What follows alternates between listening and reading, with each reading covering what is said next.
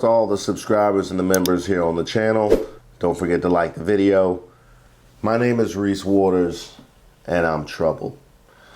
I know I sound a little bit different. I've lost my voice. I'd already recorded something saying I probably wasn't going to be able to do the live today.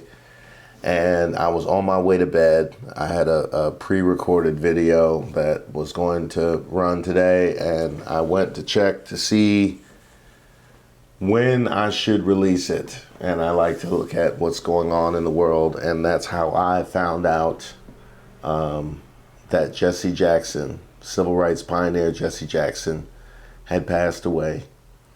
And there's many different instances looking at the achievements of past generations that we have built on, some of the doors they open that we're able to take advantage of, that I personally, and perhaps I don't want to speak for anybody else, but I personally feel unworthy. And I feel like the sacrifices that have been asked of me, and even some that I've turned down, some of the fights I've turned down, leave me unworthy of the legacy of past generations of African Americans in this country. And having walked around with that for as long as I have, the idea of not reflecting upon the life that was lived by Jesse Jackson would have been unthinkable. So I apologize for the way that I sound, and maybe for the fact that I'm unprepared. But if I were to sit down and try and write something for this moment, it would never get to a point where I would say that that's perfect. So maybe this is the way that that has to be done. Reverend Jesse Jackson, a civil rights icon, dies at 84. Our father was a servant leader, not only to our family, but to the oppressed, the voiceless, and the overlooked around the world. That from the Jackson family on Tuesday.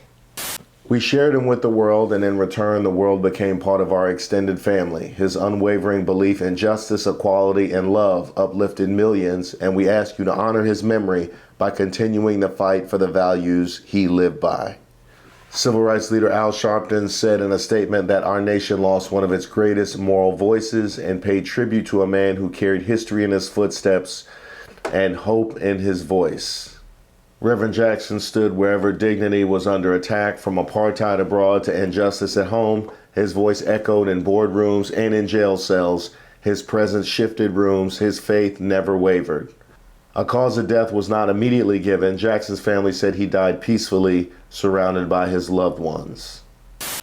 And I do want to take a moment to express some gratitude that he was able to pass away peacefully around his loved ones, because so many from his generation, as well as those that he learned from, were not afforded that dignity.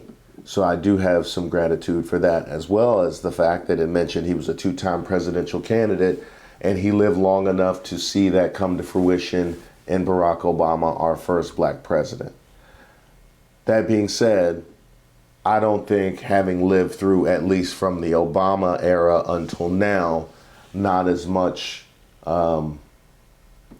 credit and honor was given to the pathway that was laid by Jesse Jackson, as well as Shirley Chisholm, while we're at it as well. He was admitted to a hospital in November and had been living for more than a decade with progressive nuclear palsy, according to his Rainbow Push Coalition, which affects patients' ability to walk and swallow and can lead to dangerous complications. Jackson revealed he had Parkinson's in 2017. He was treated as an outpatient at Northwestern Medicine in Chicago for at least 2 years before he shared the diagnosis with the public. Jackson was born in Greenville, South Carolina, and rose to prominence in the civil rights era, participating in demonstrations alongside the Reverend Martin Luther King Jr. His activism spanned decades, including 2 runs for Democratic presidential nomination in 1984 and 1988. First of all, I want to give some love to South Carolina, because I never had the opportunity to give love to South Carolina, one of my core roots, so shout out to them. Had no idea Jesse Jackson was from South Carolina. And him running for the Democratic nomination in 1984 and in 1988, if we knew Michael Dukakis was going to go out like that, we might have given Jesse another look. In the first race, he won more than 18% of the primary vote and a handful of primaries and caucuses, merely by being black and forcing other candidates to consider his very real potential to garner black votes, which they need. Jackson has had an impact. 4 years later, he built on that success by winning 11 primaries and caucuses. I do find it fascinating, the idea of making sure you implant in people's brains the need to do something to garner black votes. The kind of conversations that we have now were being had in 1984. Jackson began his work as an organizer with the Congress of Racial Equality, participating in marches and sit-ins. He attended North Carolina A&T State University and graduated with a degree in sociology. He began rallying student support for King during his divinity studies at Chicago Theological Seminary and participated in the 1965 Selma to Montgomery March in Alabama.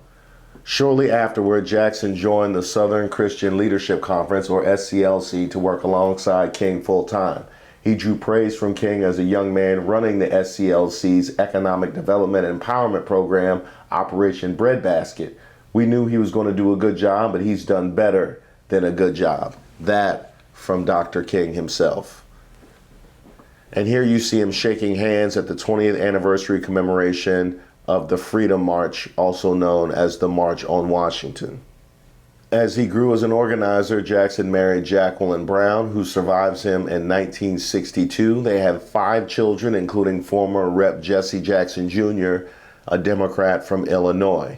Jackson was at the hotel in Memphis, Tennessee with King when he was assassinated in 1968. He didn't let up after King's death and took his vision for black liberation even further by founding People United to Save Humanity, or PUSH, in 1971. He resigned from SCLC that year to start PUSH after he was suspended from the organization, accused of using the SCLC for personal gain. PUSH worked to improve economic conditions for black communities in the country and later expanded to politics with direct action campaigns in social areas through a weekly radio show and awards for black people.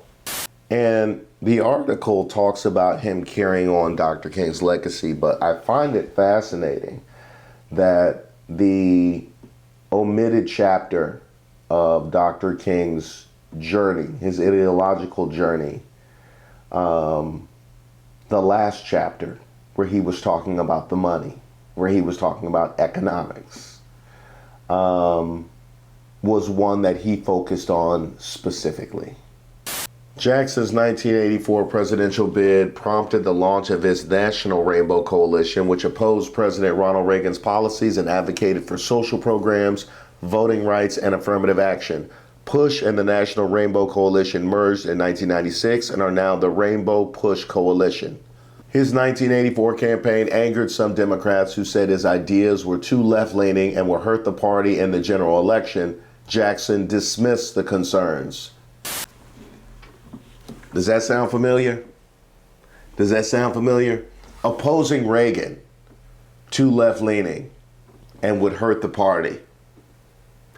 You don't say. Isn't it funny how advocating for black interests, the most reliably Democratic voting bloc in existence, is gonna hurt the party? Some things never change, huh? The great responsibility that we have today is to put the poor and the near poor back on the front of the American agenda, Jackson said of the 1984 campaign in a 1996 interview with PBS. This is a dangerous mission, and yet it's a necessary mission. Jackson's 1984 campaign was marred when he referred to Jewish people as Hymies and called New York City Hymietown in a Washington Post interview. He initially denied having made the remarks and accused Jewish people of targeting his campaign. He later admitted to having used the slur and offered an impassioned apology. Did Eddie Murphy ever apologize? Because I never would have known that. Somebody my age, I never would have known that he said that if not for Eddie Murphy and his songs. And they were catchy too. In 1991, Jackson was elected as one of Washington, D.C.'s 2 shadow senators to lobby for D.C. statehood and served 1 term. Jackson also helped win the release of several detained and captured Americans around the world. In 1999, he negotiated the release of 3 U.S. soldiers being held in Yugoslavia. President Bill Clinton awarded him the Presidential Medal of Freedom for those efforts a year later. Jackson's other successes, including winning the release of a U.S. Navy pilot in 1984 from Syrian captors after his plane was shot down, at least 16 Americans held in Cuba in 1984, 700 women and children from Iraq in 1990, and 2 Gambian Americans from prison in the West African country in 2012. Now, I don't want to get too far off of the subject at hand, but I cannot allow it to go unmentioned that the man who lost the presidential election spent his time after the election securing the release of a U.S. Navy pilot, 16 Americans in Cuba, 700 women and children in Iraq, and 2 Gambian Americans from prison. Our current president, after he lost in 2020, spent the entire 4 years trying to burn the country to the ground. And we let him back in.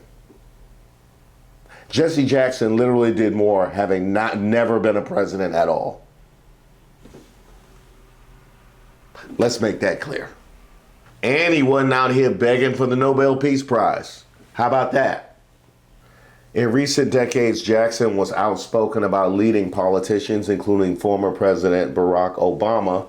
He condemned Donald Trump's presidency, saying 50 years of civil rights had been threatened. Jackson endorsed Senator Bernie Sanders in the 2020 presidential election, and Sanders made sure to praise him on the campaign trail. It's one of the honors of my life to be supported by a man who has put his life on the line for the last 50 years of fighting for justice, Sanders said at the time. Now, a lot of that I knew about Jesse Jackson, but certainly not all of it. But he is somebody that has been a constant in my life when it comes to our political sphere, but especially when it comes to Black survival in this country. He has been somebody who's been there and in a lot of ways was a bit of a bridge to my generation from the previous generation that I did not live to see, like the Dr. Kings and the Malcolm X's. It's a beautiful thing that he was able to develop relationships with current politicians and what was the future of the struggle for Black liberation, but now needs to pass the torch on to a new generation of leaders and speakers and fighters and lawmakers and lawyers, etc. It feels like a great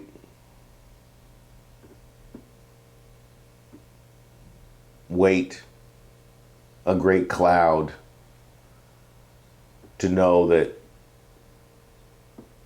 such an important connection was lost today, now that we are no longer sharing this earth with Jesse Jackson. But in the same ways that I felt like if I sat down and tried to write something, which I still might, I never would have felt ready. I don't know if there's ever been a task or an opportunity that you consistently put off because you feel like you're not ready. You feel like you're not ready. Fatherhood is one for me. When's the day where you magically wake up and you feel ready, but then it happens and you find a way to rise to that occasion, but it needed to happen for you to rise to that occasion. So I say that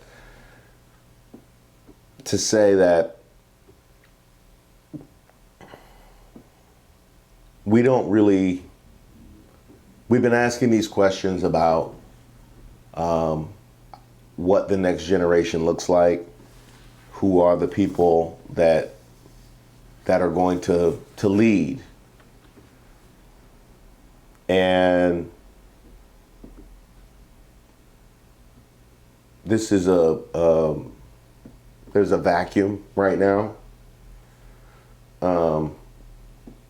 While there are a number of people, obviously, that I pay attention to and watch and listen to, there's a vacuum right now when it comes to that hierarchy and when it comes to really securing a critical mass of support. But times like these, where there is that vacuum, have a way of pulling people to rise to that moment. And I'm hoping over the course of the next several days, as we reflect on Jesse Jackson, and I do mean we reflect on Jesse Jackson because we don't live in a country where we can trust for them to do it. Over the course of the next several days, when we reflect on his passing and the things that he did accomplish,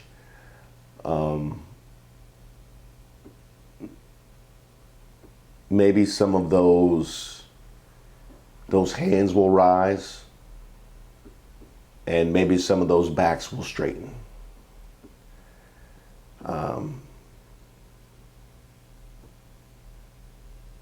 You know, it feels terrifying from a generational standpoint to feel like you're up. You're up. That feels terrifying.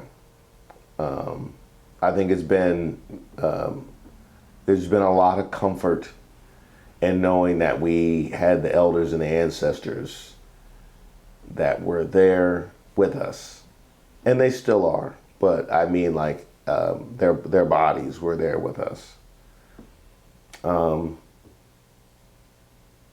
But maybe, you know, just as I talked in the beginning about the shame that I had felt of not feeling worthy, and maybe that shame couldn't be removed until I was in a position where I felt like I had to get up.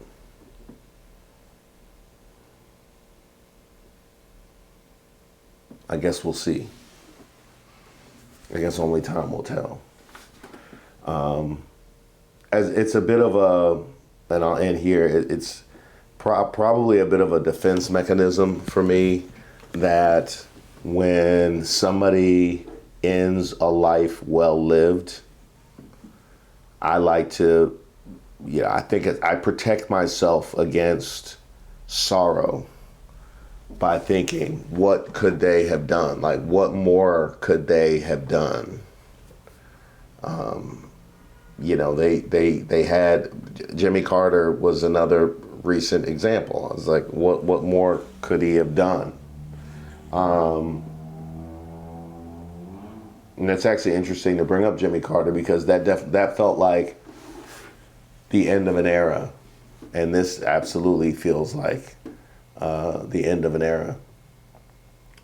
I like to tell myself, what more could he have done? Like he came and he was an integral piece in the story of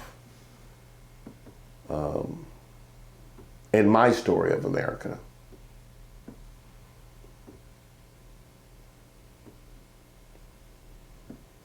But that probably prevents me from truly grappling with what was lost in a lot of ways. I don't know that all defense mechanisms are healthy or good, but that's one that I've utilized often.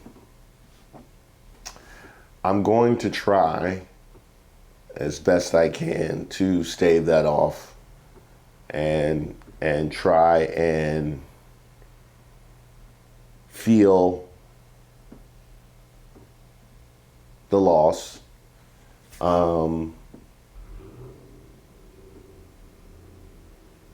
Because maybe in that way, I can get the best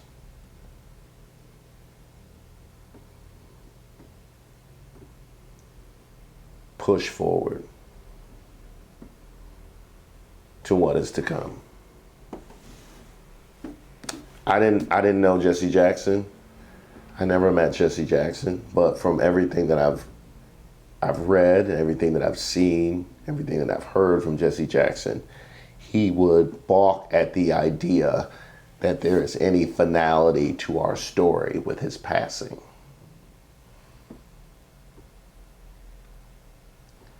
So it is incumbent upon the rest of us to make sure that's not the case.